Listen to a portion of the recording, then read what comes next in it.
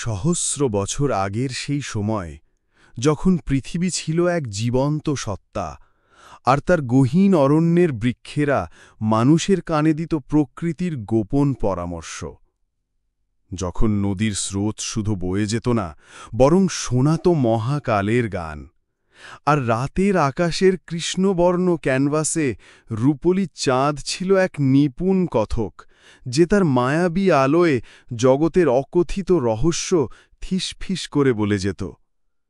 সেই আদিম সময়ে বাংলার ড্রেমুচি অরণ্যের ঠিক হৃৎপিণ্ডে কালিন্দীপুর নামে এক গ্রাম ছিল, যা প্রকৃতির কোলে এক ঘুমন্ত শিশুর মতো নিরাপদ ছিল। আর সেই গ্রামের কেন্দ্রে শতাব্দীর পর শতাব্দী ধরে দাঁড়িয়েছিল এক বিস্তৃত প্রায় শ্যাওলা ঢাকা মন্দির। সেই মন্দিরের অন্ধকার গর্ভগৃহে জ্বলত এক দ্বীপ, যার শিখা ছিল অমর।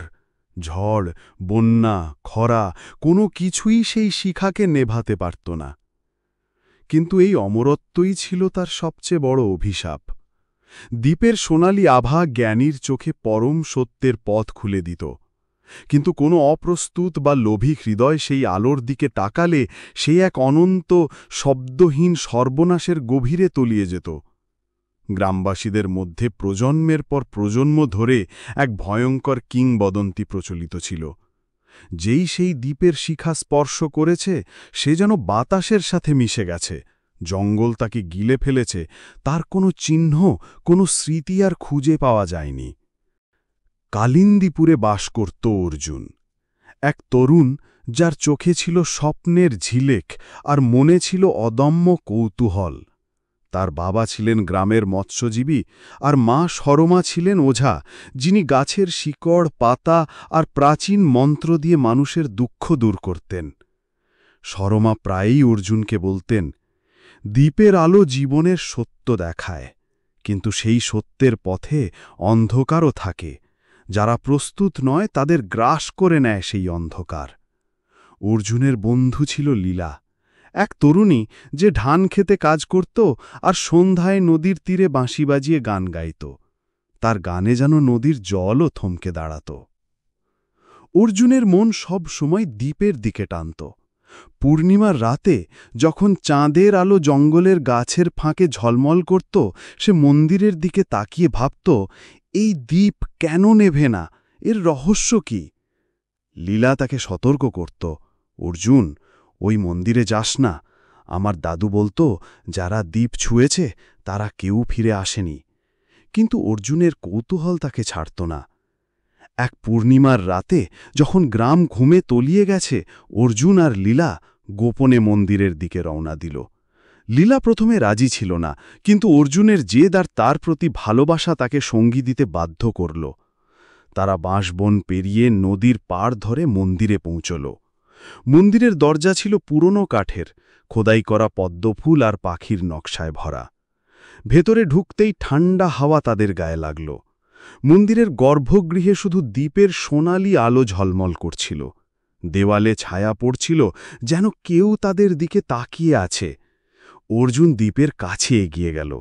লীলা ফিসফিস করে বলল, অর্জুন, ফিরে চল, এখানে কিছু ঠিক নেই। কিন্তু অর্জুনের হাত ইতিমধ্যে দ্বীপের শিখার কাছে চলে গেছে। যেই সে শিখা স্পর্শ করল, এক তীব্র আলো তাদের দুজনকে ঘিরে ফেলল। লীলা চিৎকার করে অর্জুনের হাত ধরার চেষ্টা করল, কিন্তু ততক্ষণে তারা দুজনেই অদৃশ্য হয়ে গেল। চোখ খুলতেই তারা দেখল, তারা এক অজানা জগতে দাঁড়িয়ে আছে।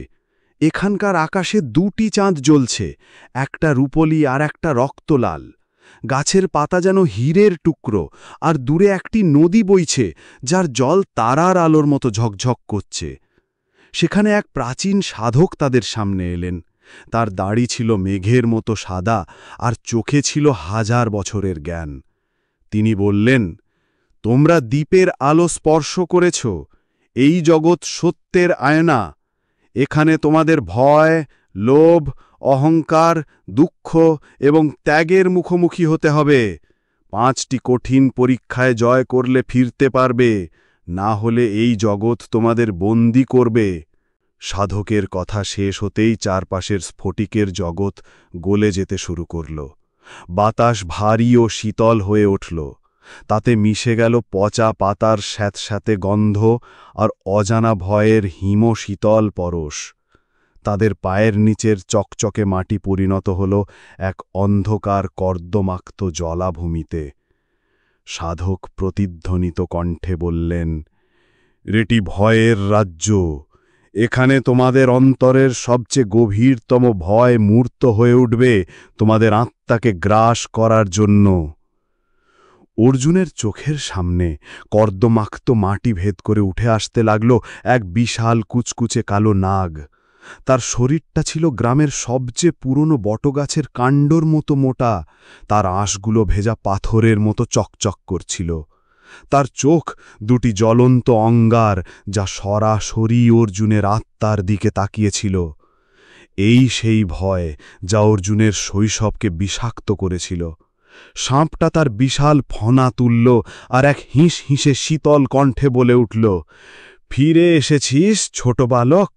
সেদিন তোর মায়ের মন্ত্র তোকে বাঁচিয়েছিল, কিন্তু এই জগতে তোর মায়ের ডাক পৌঁছাবে না। আমি তোর ভয়, আমি তোর মৃত্যু। অর্জুনের শরীর জমে গেল। একই সময় লীলা তার নিজের নরকের মুখোমুখি হল। তার চারপাশের শান্ত জল তোলপাড় হয়ে উঠল। জলের ভিতর থেকে উঠে এলো শয়ে শয়ে কঙ্কালের মতো ফ্যাকাশে হাত, যা তাকে টেনে জলের গভীরে নিয়ে যেতে চাইল। ছোটবেলায় সে প্রায় পুকুরে ডুবেই গিয়েছিল। সেই দম বন্ধ করা অনুভূতি, সেই অসহায়ত্ব তাকে গ্রাস করল। সে চিৎকার করে উঠল। জলের গভীরে তলিয়ে যেতে যেতে তার মনে হলো এটাই শেষ। মুহূর্তের জন্য তারা দুজনেই নিজের নিজের ভয়ে অবশ হয়ে গিয়েছিল, কিন্তু লীলার আর্তনাদ শুনে অর্জুনের সম্বিত ফিরল। সে বুঝতে পারল নিজের ভয়কে জয় করার আগে তাকে লীলাকে বাঁচাতে হবে। সে নিজের সমস্ত শক্তি এক করে চিৎকার করে বলল, লীলা, ওগুলো সত্যি নয়, ওগুলো তোমার মনের ছায়া, আমার হাত ধরো। অর্জুন নিজের ভয়কে উপেক্ষা করে সেই জলের দিকে ঝাঁপিয়ে পড়ল এবং লীলার হাত ধরে তাকে টেনে তুলল। এবার লীলা দেখল অর্জুন সাপের চোখের দিকে তাকাতে পারছে না। লীলা তার পাশে দাঁড়িয়ে দৃঢ়ভাবে বলল, অর্জুন, ওই সাপ তোমার অতীতের একটি ক্ষতচিহ্ন ছাড়া আর কিছুই নয়। তুমি ওর দিকে তাকাও, দেখো তুমি ওর চেয়ে অনেক বেশি শক্তিশালী। একে অপরের সাহসে বলীয়ান হয়ে তারা একসাথে তাদের ভয়ের মুখোমুখি হল। অর্জুন সাপের চোখে চোখ রাখল এবং তার ভয়কে স্বীকার করল, কিন্তু হার মানল না।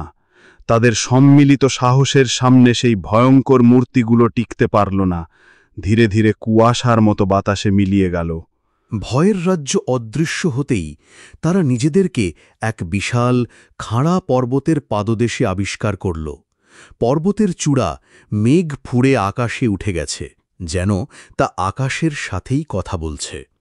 পর্বতারোহণের পথ ছিল বরফে ঢাকা, পিচ্ছিল আর অত্যন্ত দুর্গম। সাধকের কণ্ঠ এবার বাতাসের শীষ শব্দের সাথে ভেসে এলো, এটি অহংকারের পর্বত। এর চূড়ায় যে প্রথমে পৌঁছতে পারবে সে জগতের শ্রেষ্ঠত্বের স্বাদ পাবে, তার নাম মহাকালে লেখা থাকবে। কিন্তু পথ একা এবং পিচ্ছিল। এই কথা শোনার সাথে সাথে অর্জুন আর লীলার মধ্যে এক সূক্ষ্ম প্রতিযোগিতা শুরু হল। অর্জুন ভাবল, আমিই শক্তিশালী, আমাকেই প্রথমে পৌঁছতে হবে। লীলা ভাবল, আমার ধৈর্য আর কৌশল বেশি, আমিই চূড়া জয় করব। তারা একে অপরের দিকে না তাকিয়েই দ্রুত গতিতে উঠতে শুরু করল। শ্রেষ্ঠত্বের এই দৌড় তাদের হৃদয়কে কঠিন করে তুলছিল। অর্জুন একবার পা ফসকে পড়ে যেতে নিলে লীলা তার দিকে না তাকিয়েই এগিয়ে গেল। লীলা যখন এক কঠিন খাঁজ অতিক্রম করতে পারছিল না, অর্জুন তাকে সাহায্য না করে অন্য পথ ধরল। ঘণ্টার পর ঘণ্টা কেটে গেল, তারা একে অপরের থেকে অনেক দূরে সরে গেল। অবশেষে রক্তাক্ত এবং ক্লান্ত শরীরে অর্জুন চূড়ার কাছাকাছি পৌঁছল। কিন্তু সে দেখল লীলাও অন্য একটি পথ ধরে প্রায় চূড়ায় পৌঁছ গেছে। তারা একসাথে চূড়ায় পা রাখল, কিন্তু এ কি? চূড়াটি আসলে একটি সূচের ডগার মতো, যেখানে একজনের বেশি দাঁড়ানোর জায়গা নেই। সেখানে দাঁড়ানো মাত্রই অন্যজন হাজার হাজার ফুট নিচে পড়ে যাবে। তারা একে অপরের দিকে তাকালো। তাদের চোখে ছিল ক্লান্তি, কিন্তু তার চেয়েও বেশি ছিল এক ভয়ঙ্কর উপলব্ধি। শ্রেষ্ঠত্বের এই চূড়া কতটা নিঃসঙ্গ! এই অহংকার তাদের একে অপরের শত্রু বানিয়ে দিয়েছে। অর্জুনের চোখ দিয়ে জল গড়িয়ে পড়ল। সে লীলার দিকে হাত বাড়িয়ে দিয়ে বলল, আমি হেরে গেছি লীলা। এই চূড়া আমার চাই না, যদি তুমি পাশে না থাকো। লীলাও কেঁদে ফেলল। সে বলল, আমিও হেরে গেছি অর্জুন। শ্রেষ্ঠত্ব অর্থহীন যদি তা ভাগ করে নেওয়ার কেউ না থাকে। তারা একসাথে চূড়া থেকে নিচে নামার সিদ্ধান্ত নিল। যেই মুহূর্তে তারা অহংকার ত্যাগ করে একে অপরের হাত ধরল, সেই বিশাল পর্বতটি বালির পাহাড়ের মতো হুড়মুড় করে ধসে পড়ল। এবার তাদের সামনে দেখা দিল এক অন্তহীন অন্ধকার গুহার মুখ। গুহার ভেতর থেকে কোনো শব্দ আসছিল না, ছিল শুধু এক জমাট বাঁধা ভারী নীরবতা। অর্জুন আর লীলা কি পারবে তাদের এই জ্ঞান এবং বিশ্বাসকে ধরে রাখতে, যখন চারদিক থেকে ঘিরে ধরবে অন্তহীন হতাশা? আর চূড়ান্ত ত্যাগের মুহূর্তে তারা কাকে বেছে নেবে, নিজেদের অস্তিত্ব নাকি তাদের ভালোবাসা? এই সমস্ত প্রশ্নের উত্তর জানতে হলে আপনাদের অপেক্ষা করতে হবে পরবর্তী পর্বের জন্য। যদি এই গল্পটি আপনার ভালো লেগে থাকে তাহলে অবশ্যই চ্যানেলটি সাবস্ক্রাইব করুন, ভিডিওটি লাইক করুন এবং কমেন্ট করে জানান এই দুটি পরীক্ষার মধ্যে কোনটি আপনার সবচেয়ে বেশি আলোড়িত করেছে। পাশের বেল আইকনটি অবশ্যই টিপে দেবেন, যাতে হতাশার গোলকধাঁধা আর অর্জুন লীলার অবিশ্বাস্য যাত্রার পরবর্তী অংশ নিয়ে আমরা আসা মাত্রই আপনার কাছে খবর পৌঁছে যায়। দেখা হবে পরের পর্বে এক নতুন পরীক্ষা আর ভালোবাসার শক্তির এক নতুন কাহিনী নিয়ে। ধন্যবাদ।